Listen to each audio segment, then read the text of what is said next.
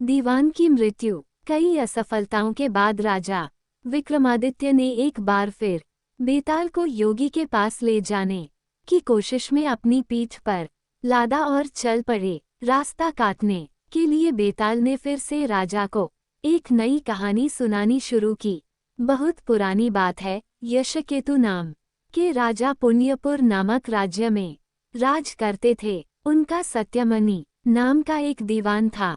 सत्यमणि बड़ा ही समझदार और चतुर मंत्री था। वह राजा का सारा राजपाट संभालता था और विलासी राजा मंत्री पर सारा भार डालकर भोग विलासिता में पड़ा रहता। राजा के भोग विलासिता में इस तरह लीन होने से अधिक खर्च की वजह से कोष का धन कम होने लगा। प्रजा भी राजा से नाराज रहने लगी। जब मंत्री को इस बारे में पता चला कि सब राजा की निंदा कर रहे हैं तो उसे बहुत दुख हुआ। फिर जब उसने देखा कि राजा के साथ उसकी भी निंदा हो रही है तो उसे बहुत बुरा लगा। सत्यमणि ने अपने आप को शांत करने के लिए तीर्थयात्रा पर जाने के बारे में सोचा। इस बारे में उसने राजा से बात की और आज्ञा लेकर वह तीर्थ यात्रा पर निकल गया। सत्यमणि चलते चलते एक समुद्री तट पर पहुंच गया।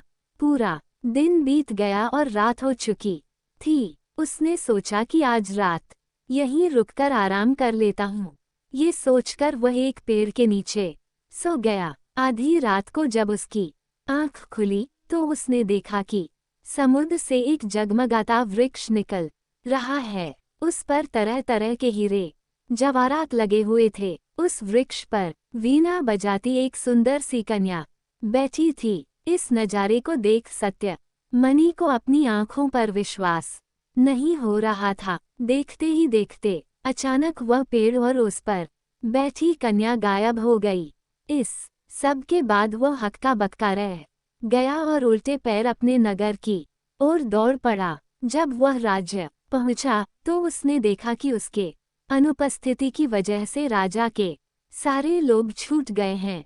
उसने राजा को पूरा किस्सा सुनाया। दीवान की ये बात सुनकर राजा के मन में उस कन्या को पाने की लालसा पैदा हो गई। उसने सारा राज्य दीवान के भरोसे छोड़ दिया और खुद साधु का भेष बनाकर उस समुद्री तट पर जा पहुंचा।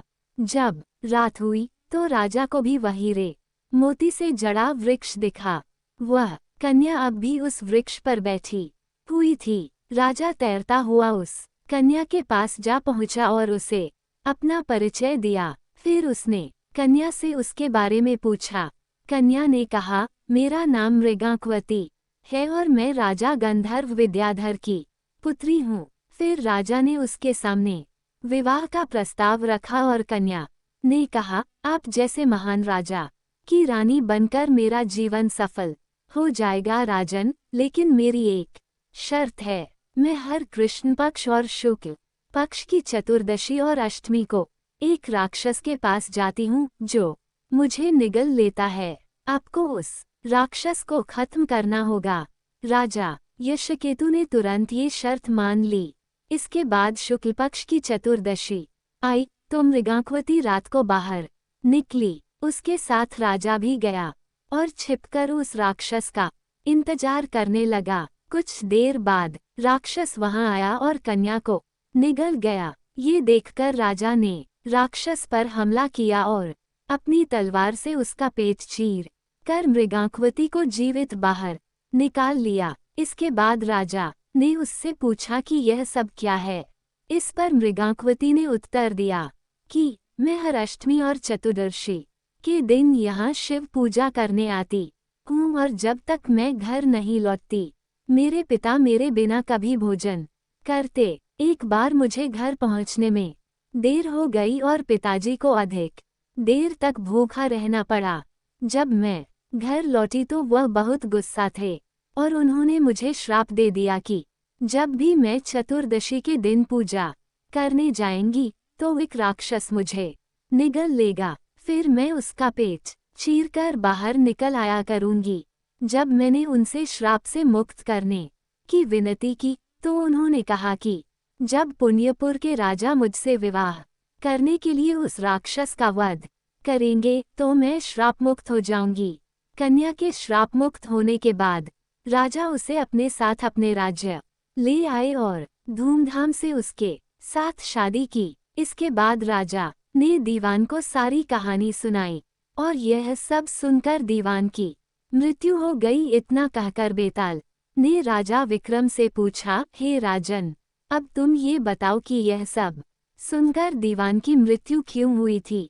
विक्रम ने कहा, दीवान की मृत्यु इसलिए हुई क्योंकि उसने सोचा कि राजा फिर स्त्री के लोभ में पड़ गया और उसके भोग विलास के कारण राज्य की दशा फिर से खराब हो जाएगी। उस कन्या के बारे में राजा को न बताना ही बेहतर था।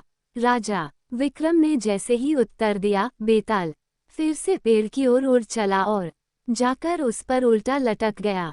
वहीं राजा विक्रमादित्य एक बार फिर बेताल को पकड़ने उसके पीछे दौड़ पड़े। कहानी से सीख, किसी भी व्यक्ति को भोग विलास में इतना नहीं डूबना चाहिए कि उसका सब कुछ खत्म हो जाए। अपनी स्थिति और जरूरत के हिसाब से ही हर चीजों को जीवन में आत्मसात करना या अपनाना अच्छा होता है।